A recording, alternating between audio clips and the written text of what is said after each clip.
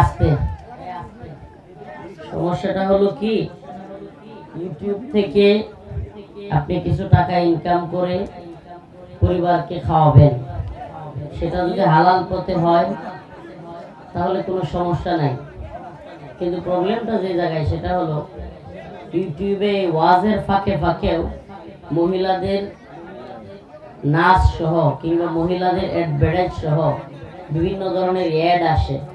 মুফতিয়ানি কালাম আছেন, যদি কোনো মহিলার অ্যাড আসে এবং কোনো হারাম পণ্যের অ্যাড আসে তাহলে সেই বিজ্ঞাপন সেই ওয়াজের ভিডিওর ইনকামও হালাল হবে না। ভালোভাবে বুঝেন, অ্যাড আসার সাথে সাথে ওই অ্যাড মহিলাদের হইলে কিংবা হারাম পণ্যের হইলে সেই ওয়াজ প্রচার করতেছে, অথচ ইনকাম কি হারাম। খুব ভালোভাবে বুঝেন। তো যারা ইউটিউবার এদের বেশিরভাগ আকসার নিয়ত হলো টাকা কামানো, দিন প্রচার কোনো নিয়ত নাই এদের। আকসার ইল্লা আছে এক দুইটা, মাঝে মাঝে খুব কম। আমি জন্য মাঝে মাঝে বিভিন্ন প্রোগ্রামে বলি যে মনে করেন ঘর বানাচ্ছেন, কি করতেছেন? ঘর বানালেন, জানলা রাখলেন, তো জানলা রাখলেন, নিয়ত করলেন বাতাস খাবেন। বাতাস খাওয়ার নিয়ত করলে জানলা রাখতে সওয়াব পাবেন।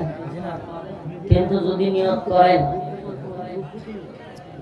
এক ব্যক্তি নিয়ত করলো যে আমি জানলা রাখতেছি ঘরে বাতাস খাবো, কি করব? আরেক ব্যক্তি নিয়ত করলো আমি জানলা রাখতেছি আজানের শব্দ ফজরের সময় আমার কানে আসবে, আমি ঘুম থেকে উঠে নামাজ আদায় করব। আচ্ছা বলেন, এই ব্যক্তি কি শুধু আজানের শব্দে ঘুম থেকে উঠবে নাকি বাতাসও খাবে? তাইলে আজানের শব্দ শোনার নিয়ত করার কারণে সওয়াবের সওয়াবও পাইলো, বাতাস খাইলো ফাও। আরেক ব্যক্তি কি নিয়ত করছে? শুধু বাতাস খাবে, সে কি সওয়াব পাইলো? তেমনি ভাবে ইউটিউবার যারা, এদেরকে নসিহা দিই, আর দিন ওয়ান নসিহা, দিন হলো উপদেশের নাম। তো এই জন্য নসিহা দিচ্ছি, আপনারা যারা ইউটিউবার বিভিন্ন ভিডিও করে তারপর ফেসবুকে দেন, অন্য সময় গানের ভিডিও করেন, পারলে এলাকার যা মন চাই তার ভিডিও করেন। এখন ভাইরাল হুজুর যেহেতু আইছে, এই ভিডিও একটু সারি, যদি আমার চ্যানেলটা একটু উঠে, এই দান্দাও আছে। আল্লাহ পাক এই ভাইরালিজম, সেলিব্রিটিজম থেকে আমাদেরকে রক্ষা করুন, বলো আমিন। ও চাচা, আমরা ঘরে খাইছিলাম, আমরা দেখতাছি, আপনার ইয়া করার দরকার নেই, না ভলান্টিয়ার দায়িত্বের দরকার নেই, দাঁড়ায় থাকেন। ছোট্ট জায়গা করছেন, এত মানুষ বসবে কোথায়? যে যেমনি আছে এমনি থাক। তো বলতেছিলাম, নিয়তের কারণে সওয়াবও পাওয়া যায়, বাতাসও পাওয়া যায়। তো আপনাদের নিয়ত যদি হয় দিন প্রচার, কি নিয়ত? এই কথা কয় না, বলেন দিন প্রচারের নিয়তে ভিডিও করে ছাড়লেন, ইনকামও আসলো, সুবহানাল্লাহ, সবের অধিকারী হয়ে গেলেন, আবার কি হলো? ইনকামও আসলো। আর যদি নিয়ত থাকে খালি ইনকামের ধান্দা, দিন শেষে হালাল হারাম বিবেচনা থাকবে না, যেমন মন চায় ভিডিও করো, যেমন মন চায় ছাড়ো, হুজুরের থাম্বনেল যেটা মন চায় এটা দাও, হুজুরের ফাঁসায়া দাও, হুজুর বিপদে বললে আমার কি, মাহফিল কর্তৃপক্ষ বিপদে বললে আমার কি, আমি তো ভিডিও করে ইনকাম করেই ফেলছি। তো এই চিন্তা চেতনা থেকে আমাদেরকে বের হয়ে আসা উচিত। কি কর? প্রবলেমটা কোথায় জানেন? নসিহা তো আমরা করি এই জন্য যে আপনারা ঠিক হয়ে যাবেন। বাস্তবতা কি? দিনের উদ্দেশ্যে এই 50,000 60,000, এখানে অনেক ক্যামেরা আছে যেগুলোর দাম প্রায় 1 লাখ, ঠিক না? 1.5 লাখও আছে। এই 1.5 লাখ টাকা দিয়ে দিন প্রচার, শুধু টাকা যদি না আসতো ক্যামেরা একটাও খুঁজে পাইতেন না। খুব খুশি না? এ দেশের কোন মসজিদে 10,000, 12,000, 6,000, 7,000 বেতন যদি না ধরা হইতো, ইমাম খুঁজে পাওয়া যেত না। এদেশের কোন মঞ্চে বক্তা খুঁজে পাওয়া যেত না যদি হাদিয়া তোহফা না দেওয়া হইতো। অবস্থা কোথায় আমাদের? এটা শুধু এদেরকে নসিহা দিলাম না, নিজেদেরকেও নসিহা দিলাম। চেষ্টা করলাম, মাদ্রাসা বন্ধ হয়ে যাবে উস্তাদের যদি হাদিয়া আগে নির্ধারণ না থাকে। চাকরি করবার চায় না, নিজে একটা মাদ্রাসা পরিচালনা করি তো আগে হাদিয়া ফিক্স করতে হবে। স্কুল, কলেজ, ভার্সিটির মতো দ্বীনি প্রতিষ্ঠানগুলো, দ্বীনি কাজগুলো আজকে শুধুমাত্র দুনিয়া তালাশ করার মাধ্যম হয়ে গেছে। আস্তাগফিরুল্লাহ। মসজিদ দ্বীন না দুনিয়া? মাশাআল্লাহ। মসজিদ দ্বীন না দুনিয়া? মাদ্রাসা দ্বীন না দুনিয়া? দ্বীন কেন্দ্রিক আছে নাকি দুনিয়া কেন্দ্রিক হয়ে যাচ্ছে?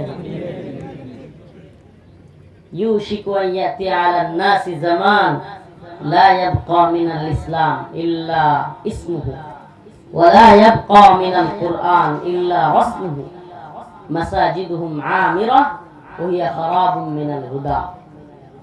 আল্লাহ রাসূল সেই প্রায় 1500 বছর আগে বলছেন, ইউশিকু আন ইয়াতি আলান নাসি জামান, এমন একটা জামানা আসবে লা ইয়াবকা মিনাল ইসলাম, ইসলাম বলতে কিছু থাকবে না বাকি, ইল্লা ইসমুহু, খালি কি থাকবে?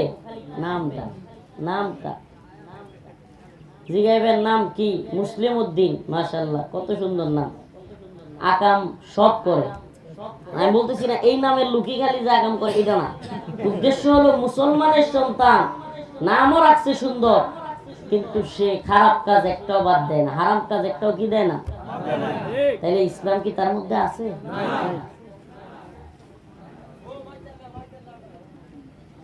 ولا يبقى من القرآن إلا رسمه, কোরআন থাকবে।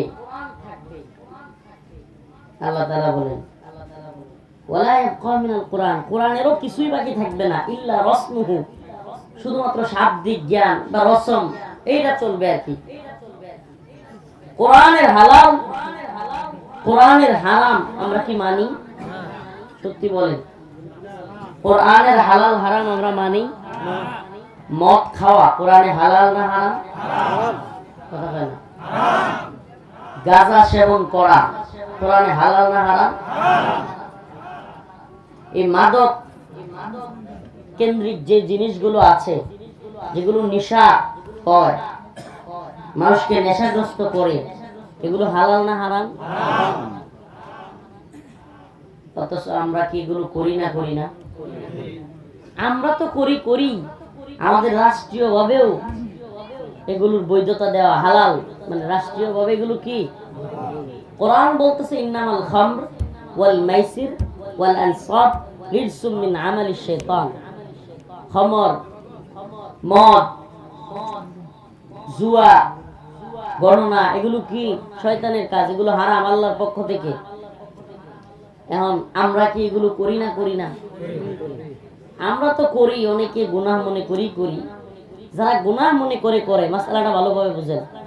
যদি কোনো ব্যক্তি, ফতোয়া দিচ্ছে না, মাসআলা, যদি কোনো ব্যক্তি গুনাহ মনে করে গুনাহ করে, সেই ব্যক্তি তওবা করলে তওবা কবুল হবে, চান্স আছে। কিন্তু যদি কোনো ব্যক্তি গুনাহকে গুনাহ মনে না করে, গুনাহকে অবজ্ঞা করে, অবহেলা করে, ঈমান চলে যাবে। বৈধ মনে করে করলে কি হবে? আরে কোরআন কই লিখিয়েছে এটা বৈধ, এটা হালাল, যদি বলে কি হবে? মদ হারাম, কে বলছে এটা? রাষ্ট্রীয় সিদ্ধান্ত যদি হয় মদ হালাল, তাইলে কি মদ হালাল হয়ে গেছে? হারাম কি আছে? পর্দা করা ফরজ, পর্দা করা ফরজ। ওয়াকারনা ফি বুয়ুতিকুন ওয়ালা তাবাররাজনা তাবাররাজাল জাহিলিয়াতিল উলা, মহিলাদের পর্দা করা কি?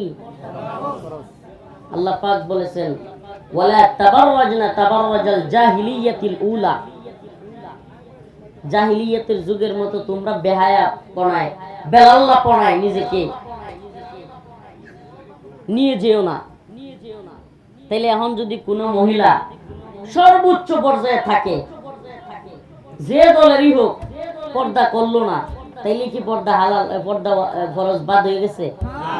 আমার কথা মনে হয় বুঝাইতে পারি না। পর্দার ফরজিয়াত, উঁচু স্তরের কেউ পর্দা বাতিল করে ফেললে পর্দার ফরজিয়াত বাতিল হয়ে যাবে। সুদ খাওয়া, ঘুষ খাওয়া হালাল না হারাম? আহাল্লাল্লাহুল বাই' ওয়া হাররামার রিবা। আল্লাহ কোরআনে বলতেছেন আমি ক্রয় বিক্রয়কে হালাল করছি। আর সুদ কি? ওয়া হাররামার রিবা, রিবা সুদ কি? হারাম। এখন রাষ্ট্রীয় আইন যদি হয় যে সোনালী ব্যাংক, জনতা ব্যাংক, অগ্রণী ব্যাংক, সব ব্যাংক বৈধ হালাল, ব্যাংককে সাপোর্ট দিতে হবে, বাহিনী তৈরি করে সেই ব্যাংককে নিরাপত্তা দিতে হবে। হালাল তো হালাল, আবার নিরাপত্তাও দিতে হবে। হালাল কখন হালাল বুঝবেন? আল্লাহর হারামটাকে হালাল বানাইছে বুঝবেন কিভাবে? বুঝবেন এইভাবে যে আপনি যদি আল্লাহর হারামকে তারা হালাল মনে না করে, তাইলে দেখবেন আপনি যদি সেটাতে বাধা দিতে চান তারা চুপসে যাবে। কি করবে? মনে করেন একটা লোক সে জানে মদ খাওয়া কি হারাম, খারাপ কাজ, তাকে যা বলবেন ভাই মদ খায় না, লজ্জায় হইলেও একটু আড়ালে চলে যাবে। কি করবে? আপনারা দেখানোর জন্য হলেও বোতলটা ফেলে দিবে। কি করবে? কিন্তু যদি বোতল আমনের মাথায় বাড়ি দেয়, তাইলে কি বোঝা গেল? হ্যাঁ যেটা করতেছে এটাই ঠিক। আমি মনে হয় কথা বুঝাইতে পারতেছি। সে যা করতেছে তা কি?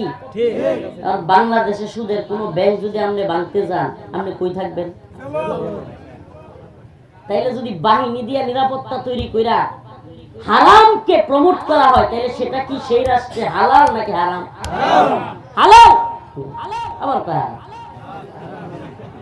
হালাল। তাদের ভাষায় কি? আমাকে বলেন তাহলে আল্লাহকে এরা রব মানে না নিজেরা রব হয়ে গেছে? হাই হাই, আমি মনে হয় বুঝাইতে পারতেছি না।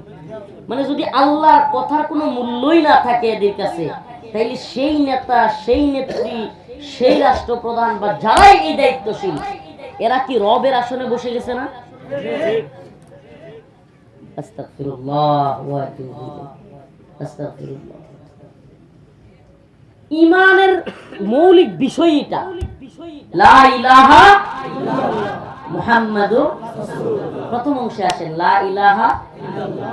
এই আমার আলোচনার বিষয় কোনটা ছিল? ইউটিউবের ওয়াজ করতে করতে কোন দিয়ে গেলাম।